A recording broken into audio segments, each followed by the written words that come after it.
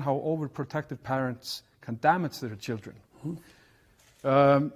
You say it's far better to render beings in your care competent than to protect them. Do you think that parents today are more protective of their children than previous generations? I would say that it looks like that, yes. I think there are complex reasons for that. I don't think that you can necessarily lay that at the feet of the parents. People are having fewer children, and they're having them later in life. And so I think both of those things, those are major demographic shifts, and I think that one of the consequences of that is that children's lives are much more organized than they used to be, which might have some advantages, but that also parents are more likely to overprotect. They're older and more cautious, and the children also don't have as many siblings, and of course siblings were part of the child-raising process, and it's hard to be overprotected in some ways when you're competing with a bunch of siblings. So it's complicated, but I think that overprotection is a problem. Rule 11 is do not bother children when they are skateboarding. This is a recurring theme in your book. If we are overprotective with our children, we will create weak individuals. Well, you demolish people's resilience that way. I mean, life is difficult, and you cannot protect your children. What you can do is prepare them, and you can prepare them to be strong and courageous and truthful and resilient and reciprocal in their interactions with other people.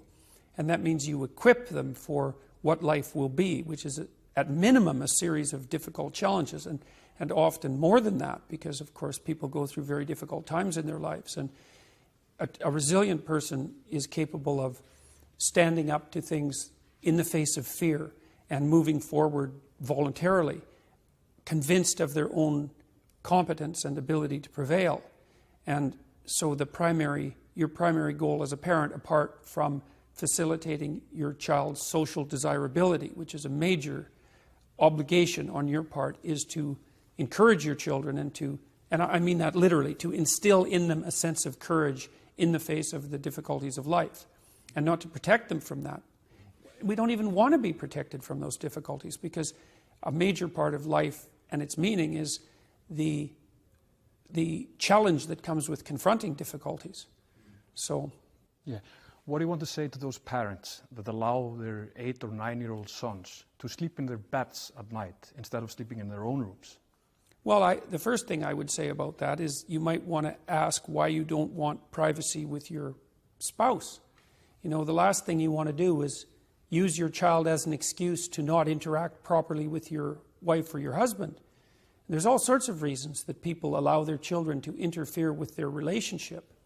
And by 8 or 9, a child is more than capable of spending time on their own, and they need to do that anyways, because you don't want your child to be either unable to spend time alone or terrified of it. You also destroy to some degree their ability to cope on their own, but also their imagination by not requiring them to rely on themselves for their own, for self-calming and also for self-amusement.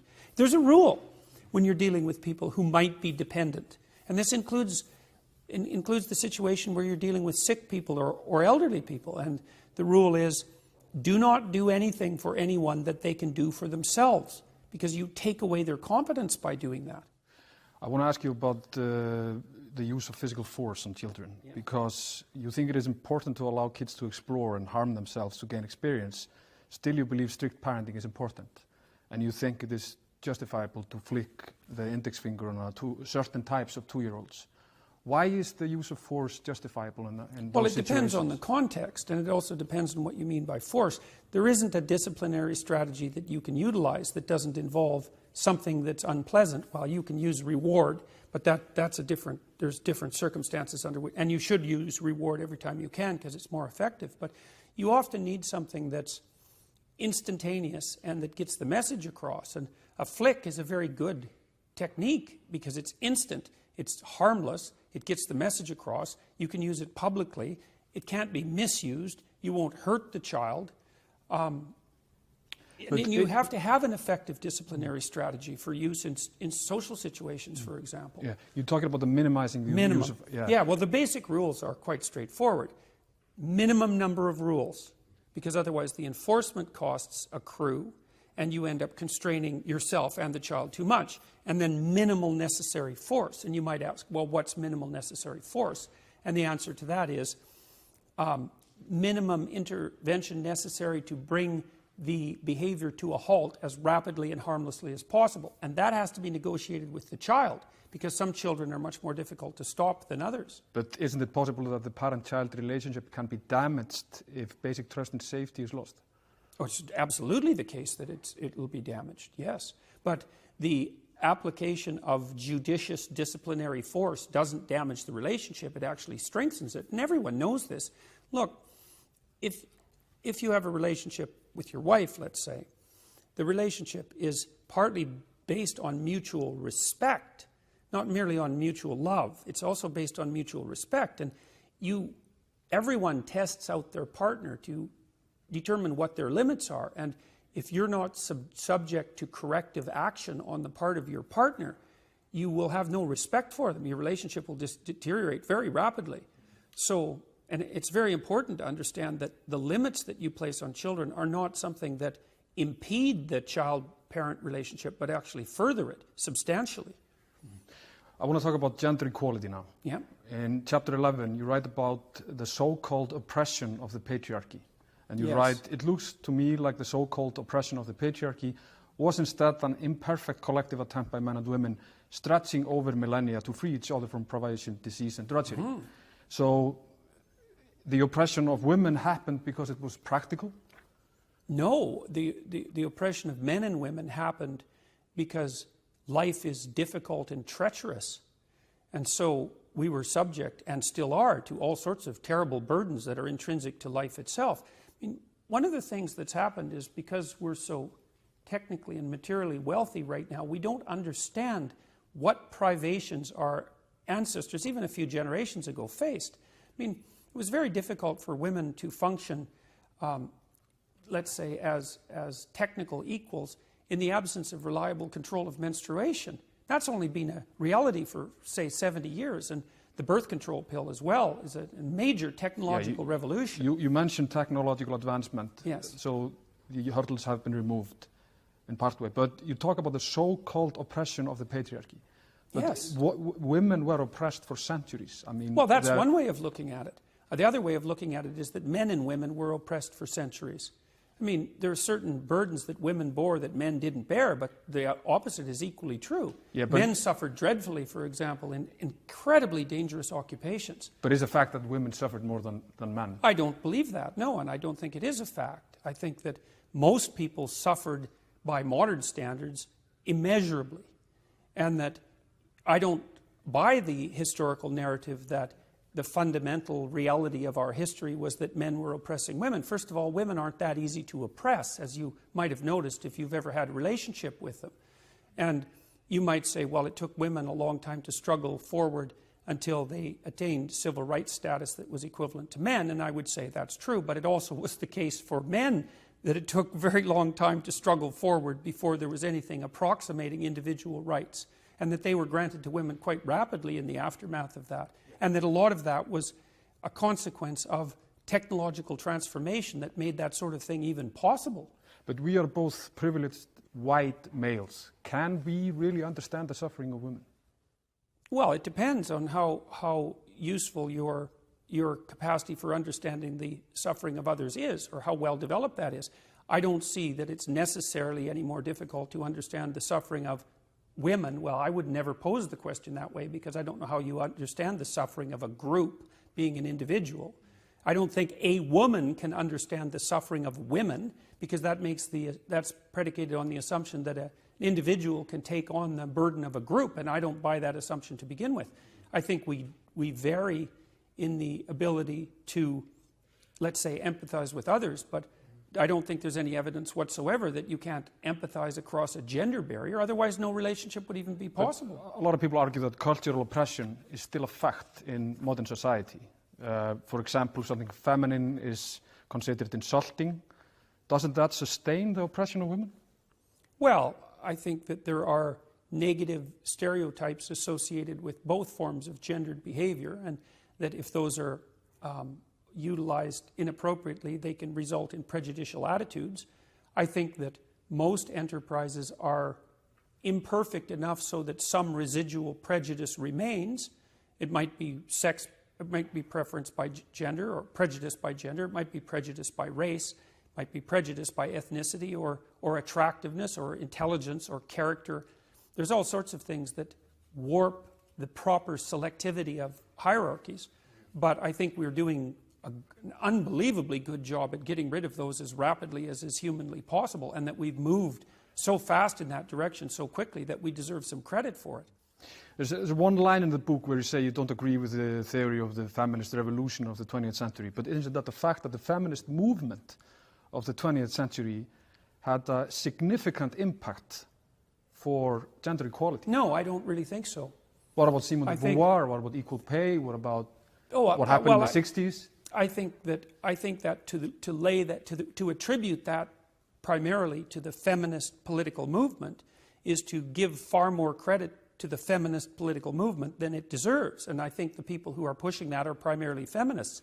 I think that most of what freed women was the extension of the idea of individual rights to everyone, including women, and that was happening not only on the front of women, let's say, but also with regards to people of different races and ethnicities. I think it's part of a much broader cultural movement to extend the idea of individual rights universally. I think that's deeply embedded in the Judeo-Christian tradition, and I think that a very large number of technological innovations played a far more important role in the emancipation of women than feminist political ideology, even though you can point to certain movements, like the suffragette movement, for example, that pushed hard to have the vote extended to women. But even that, I would say, was a manifestation of deeper transformations at a cultural and technological level. I think the people who are pushing the idea that it was feminist political machinations that produced the equalization of the situation between men and women are mostly die-hard ideological feminists who like to think that way. But it doesn't look to me like that's a valid historical interpretation in the least. I would like to move on now. I would like to talk about truthfulness. In chapter 8 on Rule 8, you write about the life lie. Mm-hmm. It's you say someone living a life lie is attempting to manipulate reality with perception. Based on what you write in the chapter, couldn't one say that a large part of the population in the 21st century live a life lie because they avoid conflict, they say what they think pleases their spouses or their bosses instead of telling the truth? Oh, yes. They do what is convenient at every given moment instead of saying what they really want. Yes, well, perhaps not at every given moment, but they certainly fall prey to that temptation. It's conflict avoidance, yeah. Well, as a psychologist, psychologists deal with a variety of problems, but I would say the two most common normal problems are anxiety and depression. That would be one class. And the other would be lack of assertiveness. And lack of assertiveness subsumes the problems that you just described. People won't stand up for themselves and say what they need and want, and then they don't negotiate properly. And they're avoiding conflict in the short term, which is a form of lie by omission. And what that means is that problems aggregate around them. And that's often why people end up divorced. You know, people will stay married for a long time, and one partner will say to the other eventually, well, I've been unhappy for the last 8 years. It's like, well, that might have been something to announce in increments, say weekly or even daily, long before everything accrued to the point where the only possible solution is a catastrophic dissolution. There's a lot of conflict involved in setting a relationship straight. You have to let each other know who you are, and because you're different, that's going to cause conflict. You're going to conflict about whose job takes priority and when. You're going to have conflict about how to spend your free time, about how to raise your children, about how to manage the domestic economy, about what disciplinary strategies you should use, about where to vacation, about what to eat. Like, all of those things have to be negotiated through, and all of that requires truthfulness so that each of you know what the other wants and will be satisfied with, and conflict. It's very, very what would you say? The only thing more exhausting than telling the truth and negotiating with your spouse is not doing it and waiting for the divorce. Both of them are difficult, but I would recommend the former. Yeah. If we talk about the workplace, what do you want to say to those viewers that regularly, agree with their bosses instead of telling the truth? What are they doing to themselves in the long run? Well, they're taking the soul out of their work. Let's say, well, just imagine for the sake of argument that you encounter one annoying thing a day at work, a small annoying thing. And then let's say, for the sake of argument, that you could have a little battle about that and improve it somewhat. Or you could just say it doesn't matter. It's like, probably doesn't matter today, or it might not even matter tomorrow, but if you make 1,000 decisions like that, which you will do over 3 years, then now you have 1,000 things bugging you at work. And if you wait for 5 years, then it's 2,000 things. And the same thing happens with your kids, and the same thing happens in your marriage. Those things accrue and they turn into a monster. Yeah, but you would agree that conflict avoidance is practical sometimes. People do it to just go on with their lives. No, I don't actually. I think in a marriage, for example, there's almost nothing so small you shouldn't fight about it. But the question is, what does fight mean? It doesn't mean win. Like if you and I have a relationship, let's say it's a business partnership, it doesn't really matter. If we have a relationship and we have a difference of opinion, we need to battle it through. But the purpose of the battle isn't so that your viewpoint prevails or that my viewpoint prevails, because either of us might be wrong. The purpose is to engage in the conflictual exchange of opinion so that we can see a joint path forward to peace. And that's the thing, is like if you're fighting with your wife, the first thing to remember if you're fighting with your wife is you have to live with her. So maybe beating her in the argument is not the right outcome. What the right outcome is saying what you have to say, listening to what she has to say, and see if you guys can come up with a mutually agreed upon solution that will make the problem go away. So, if we explore conversation between people in society, a lot of these conversations are full of falsehoods and lies. People are nice to people they dislike. They're being fake because they try to be friendly. I mean, is it in fact morally wrong to live your life in that way? Yes. It is. It is. I mean, you can't avoid the necessary conflict of negotiation towards peace. If you avoid it, all that it means is that it accrues and multiplies. It's one of the oldest stories we have. The oldest stories we have point to that as part of the prime moral doctrine. It's a form of impulsivity.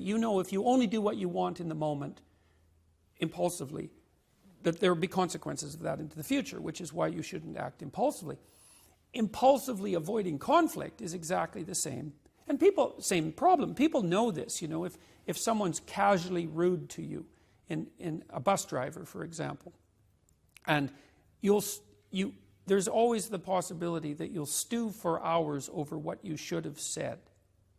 It's like when someone transgresses against you, let's say, you have to say what you have to say. You don't have to say it as if you're the totally correct authoritarian tyrant.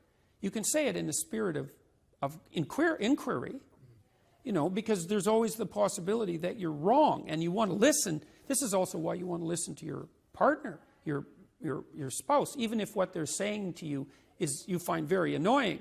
It's always possible that they're right, and you should listen, because if they're right, then they can stop you from heading for trouble in the future. I want to go backwards. I want to talk about rule number 7. Pursue what is meaningful, not what is expedient. You write in the book, there is no faith and no courage and no sacrifice in doing what is expedient. What do you say to those viewers that don't pursue their dreams and are locked in their careers because they are too afraid to take risks and pursue something meaningful? Well, the first thing I would say is, well, you should be afraid of taking risks and pursuing something meaningful. But you should be more afraid of staying where you are if it's making you miserable.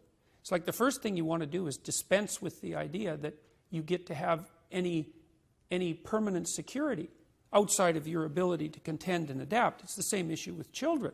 It's like you're paying a price by sitting there being miserable. You might say, well, the devil I know is better than the one I don't. It's like, don't be so sure of that. The clock is ticking. And if you're miserable in your job now and you change nothing, in 5 years you'll be much more miserable and you'll be a lot older. But isn't it a luxury to pursue what is meaningful? Our viewers have mortgages, they have children, they have payments and loans. It's a luxury to pursue because we lack the resources. Well, I don't remember now, I'm not talking about what makes you happy. It's a luxury to pursue what makes you happy. It's a moral obligation to pursue what you find meaningful. And that doesn't mean it's easy. It might require sacrifice. If you need to change your job too, let's say you have a family and children and a mortgage, you have responsibilities.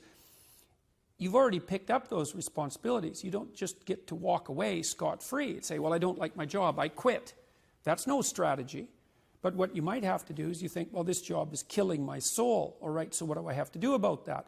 Well, I have to look for another job. Well, no one wants to hire me. It's like, okay, maybe you need to educate yourself more. Maybe you need to update your curriculum vitae, your resume. Maybe you need to overcome your fear of being interviewed. Maybe you need to sharpen your social skills. Like, you have to think about these things strategically. If you're going to switch careers, you have to do it like an intelligent, responsible person. That might take you a couple of years of effort to do properly. When you say pursue something meaningful, is it important to have a vocation? I think it's more important to have an ethos, an ethic. So I have a program, for example, called the Future Authoring Program, which is a writing program that enables people to develop a vision for their life and then to develop a strategy. And so it's based on the idea, imagine that, and it's an extension of the ideas in the book, or at least something along the same lines. The first thing that you want to do is figure out, imagine you were taking care of yourself, like you were someone you cared for, which is rule number 2, by the way, essentially. Then you should figure out, well, if you could have what you needed and wanted, what would it be? What sort of friends would you have? What would your family relationships look like? How would you conduct yourself with your children? How would you educate yourself? You need to think through how it is that your life could be properly arranged if you had that ability. And then you can aim at that. And the funny thing is that if you do posit a goal of that sort and work towards it, you will move towards it. The goal will change because you'll learn things along the way. But I mean, I've dealt with hundreds of people in my clinical and consulting practice, and we set a goal, we develop a vision, and work towards it, and things inevitably get better for people. So it's not a luxury, it's difficult. It's a moral responsibility, and it isn't happiness. It's not, the pursuit isn't for happiness. It's a moral responsibility to pursue what is meaningful. Absolutely. Yeah. I would like to end the interview with citing criticism from your friend. Oh, yes. Bernard Schiff. Yes. Your friend for many years and former colleague at the University of Toronto. Yes. He wrote an article about you in the Toronto Star recently. Yes. It was quite hard criticism on what you've been doing in the last few years. And he wrote, Jordan is fighting to maintain the status quo to keep chaos at bay, or so he believes. He is not a free speech warrior, he is a social order warrior. Are you a social order warrior? I think that people can decide that for themselves. I mean, one of the things that Bernie criticized was my lecturing style at the university. Now, all those lectures are online. Essentially, like a representative sample of my lectures from the last 30 years are online. And I mean hundreds of hours, it's not a few fragments. And hundreds of thousands of people have watched them. And the criticisms that Bernie leveled at me have not been leveled at me by the watchers. And so people can go watch the lectures and make up their own mind about that. But he also questions your motives. He wants to know what your end game is all about. I mean, what is your primary motive? My primary motive as a clinical psychologist and educator is to help individuals live more meaningful and productive lives in harmony with their families and their community. That's my motive. And the evidence for that, I think, is, well, if people go online, and first of all, you can watch the lectures and decide for yourself, but you can also go, I suspect probably maybe 250,000 people have commented on the lectures and their effects on them. And so that's what people say. I'm watching the lectures, I'm trying to develop a vision for my life, I'm trying to become more responsible, and it's really helping. And that's what I hear all the time when I do these public lectures, which aren't political. But when we gain success, we raise the bar. We set our ambitions higher. I mean, what is your end game? What do you want? That's all. That's what I want. I want to help as many individuals as possible become more courageous, more truthful, and more engaged in the pursuit of individual, familial, and social harmony. That's what I want. You're pursuing what is meaningful. I'm pursuing, I believe that to be the case. It's certainly meaningful to me. I mean, there isn't, everywhere I go now, it doesn't matter where I land, in what airport, or if I walk down the street, 3 or 4 people will come up to me and they'll tell me, I was in a dark place, I was anxious, depressed, nihilistic, drug addicted, alcoholic, homeless, in jail, you name it. Bad relationship with my girlfriend, bad relationship with my parents. I've been watching your lectures or reading your book. I've been trying to tell the truth and get my life together, and everything is way better. And so then you think, well, if you could have what you wanted and what would be meaningful, you imagine you could go anywhere in the world and people would come up to you that were strangers and tell you that. That's as good as it gets. What about politics? Do you have political ambitions? No. No political ambitions. No, I have ambitions to speak with people who are politically motivated if they want to speak with me. But personally, I've already decided that what I'm doing at the moment is more, and I've made this choice multiple times in my life, that this approach is more suitable for me. Okay. Mr. Peterson, thank you for your time. Thank you very much for the interview.